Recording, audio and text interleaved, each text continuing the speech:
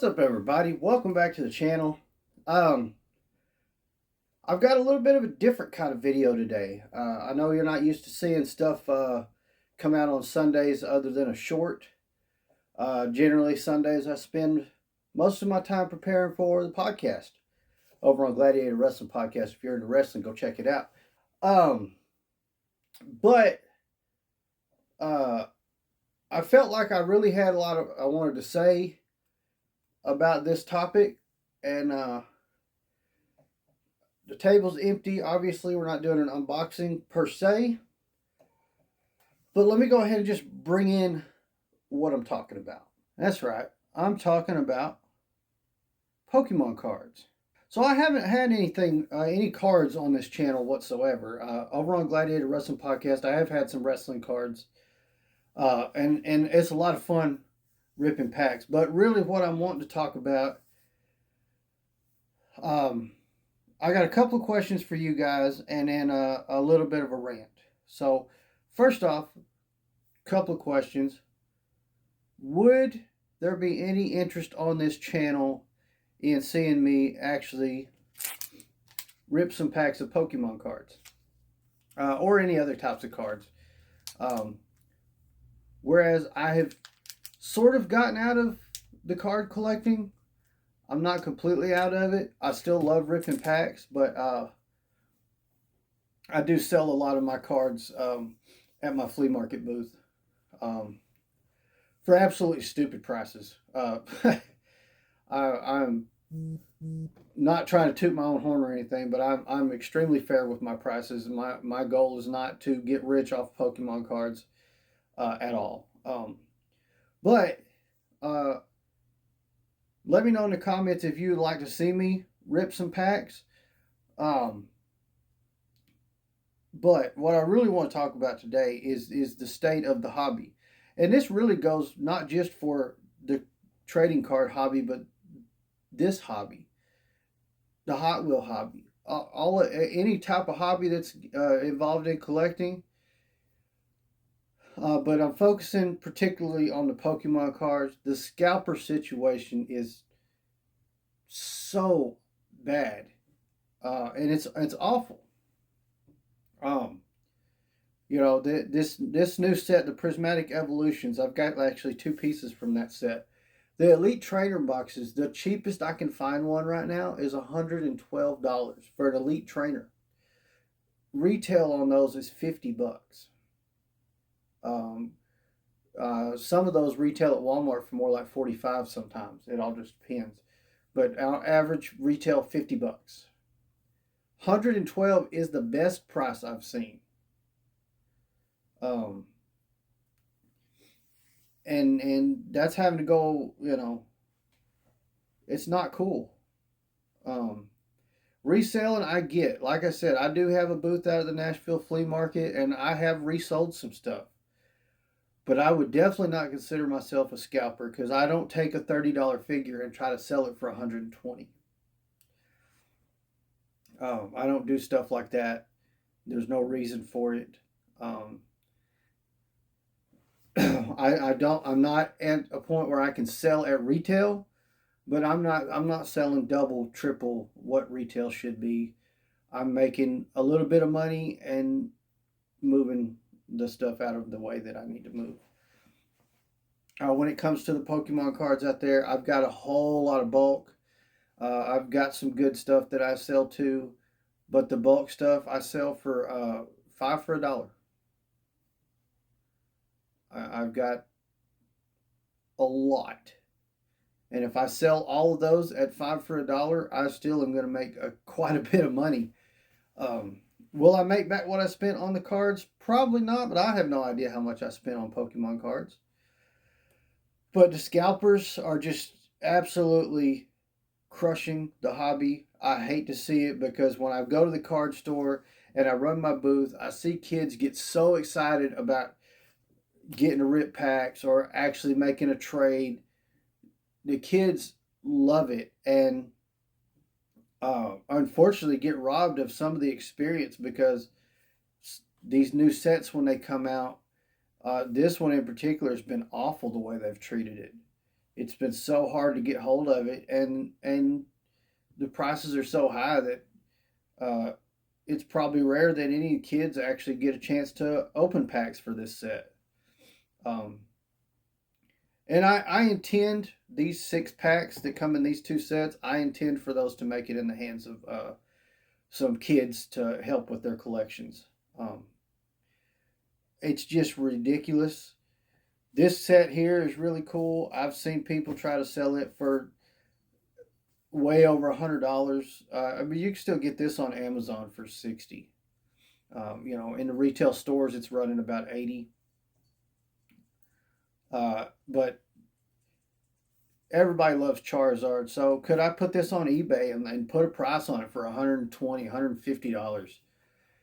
I probably could. I don't know if I'd get it or not. Like I said, it's still pretty readily available, and I don't know how many people actually want the rest of what it comes with. The main thing people want are the Charizard card. I mean, the statue's not even the star of the show. But are they wanting that card because they have a Charizard deck and they want to play with that? No, they probably want to sell the damn card. Which I think last time I checked on TCG Player, it's not that valuable. It does come with 10 packs of cards.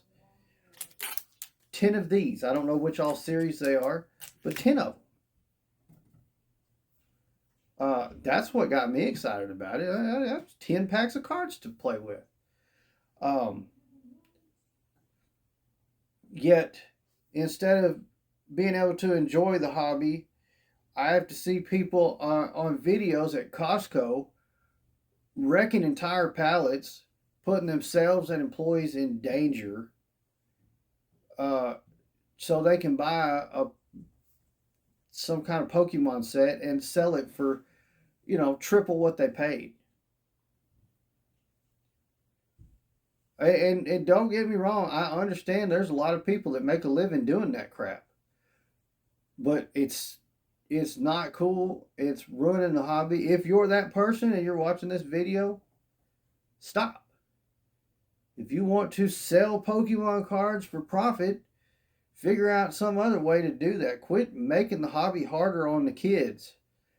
Like, I got a job. I can pay scalper prices if I want. I don't. I've rarely paid scalper prices on anything, and the majority of stuff I've collected, I'm not pulling that. I'm not doing that. I can. You can have the patience and find a way. And if you're struggling and you're thinking there's no way I'm getting my hands on that figure or that set of cards, be patient. Put time into it. Don't just jump online and spend 3 minutes and go, okay, I guess that's the best price. Now my bank account hurts. Don't do that. Be patient. Scroll. Look through. Check local places. Check your local card shops. I was blown away at my local card shop. On the First off, their prices on everything are really good, but I went for supplies. I go there on a regular to get sleeves. Blowing Amazon price out of the water, and I thought I was going to do better buying bulk on Amazon. Now, check your local card shops if you got one in your area. That's the way to go. If you're going to pay up in price, support them. If they are charging triple of what retail is, though, um, you know, use your judgment. Maybe not support that product. But some of them are charging that because the only way they were able to get that product to put on their shelves was to overpay. Um, which means even our local card shops are suffering from the scalper situation.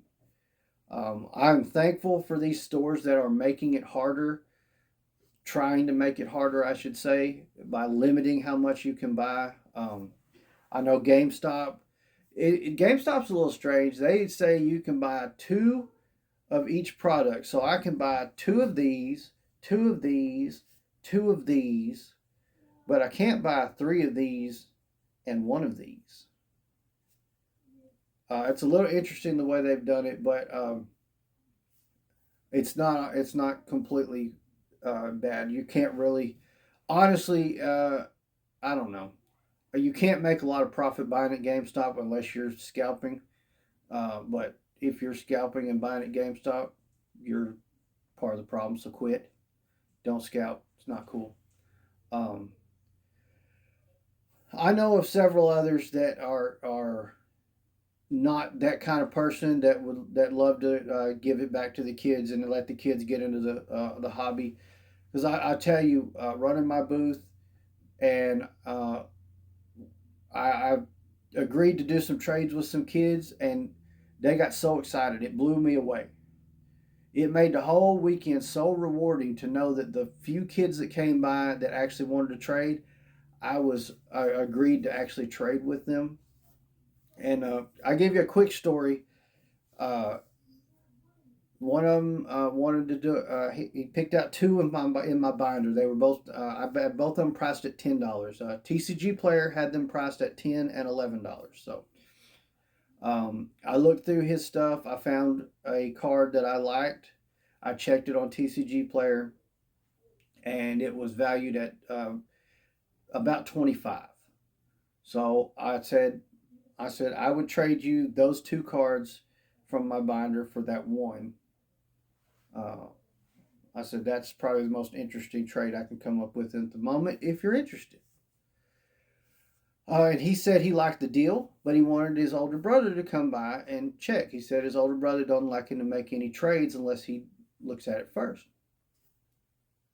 I said that's awesome. Older brother comes over. He's about to start scanning. I said, "You going to scan in TCG Player?" He said, "Yeah." I said, "I can tell you right now, these two, that one's 11, that one's 10 in TCG Player." I said his card comes up at about 25. So he wanted to know if I had one that was valued at like $3, which I do, but I don't know which ones because I kind of took what my prices were, and if it's between this and this, I put it in the binder for either 5 or 10. If it's between this and this, I put it in the dollar box, and everything else goes in the 5 for $1. So I told him I know I do. I don't. I off the top of my head I don't know which ones would be it. So pick three out of the dollar box, and we're good if you want to do that. So uh, you know, and would somebody else that's really in it for profit go for that? Probably not. But I got the card. I think I can make good money on the one card I got. He got 5 cards, and he got a big brother that's looking out for him. How am I going to get mad at that? I was perfectly fine. Um, Now, would I be the same way as willing if it looks like uh, if I get that feel for you and it's somebody there that's trying to trade me something that's not as good and they're wanting to get some of my better stuff so they can resell, I'm not interested in that. But the kids are there to have fun and enjoy that hobby, so I want to support that. And these packs inside these are definitely going to be part of me giving back and helping the kids figure out and get into the hobby. And hopefully they'll rip some packs out there at the flea market, and we'll see an Umbreon or something get pulled, something good. I hope somebody gets one of these and pulls something good out there. So if you're at the Nashville flea market and you're uh, probably under 16 years old, if you find my booth, I'm going to make you an offer you can't refuse. However, my goal is not to support any scalpers, so I will not be uh, taking offers on any of this stuff. I'm not trying to sell on here at all. Um, my goal is I've got tons of other stuff at my booth, and I'm making other sales. I'm looking to make plenty of money off the other stuff I have. This is just to boost the other stuff. But uh, my will I make huge profit off any of these? Absolutely not, and that was not my goal going into this. So, uh, anyways, I won't ramble anymore about this. I tried to make this video once today already, and it came out to be like 35 minutes long, and I didn't want to do that. So I'm going to go ahead and end it now. But maybe one day when we get to the point where we have memberships, I'll release that to members, and y'all can see that long ass video if you're interested. But Please let me know in the comments down below. Would you like to see some packs get ripped open here on the channel of Pokemon or any other kind of trading cards? Unless they're wrestling, that's going to be the other channel. Let me know in the comments down below. Let me know, have you had any instances with scalpers? Have you seen them come in and rip stuff out of somebody's hands at the stores? I have. Pissed me off. Let me know your stories in the comments down below. And if you hadn't already, smash that like button for me. Make sure you're subscribed. Turn on the notification bell so you don't miss any of the other great content we got coming to the channel. And also check out my other channel, Gladiator Wrestling Podcast. All my wrestling figures videos show up on that channel. Plus, we do the live podcast every Sunday at 7 p.m. Central Time. We actually won't be on today. No sense in trying to compete with the Super Bowl.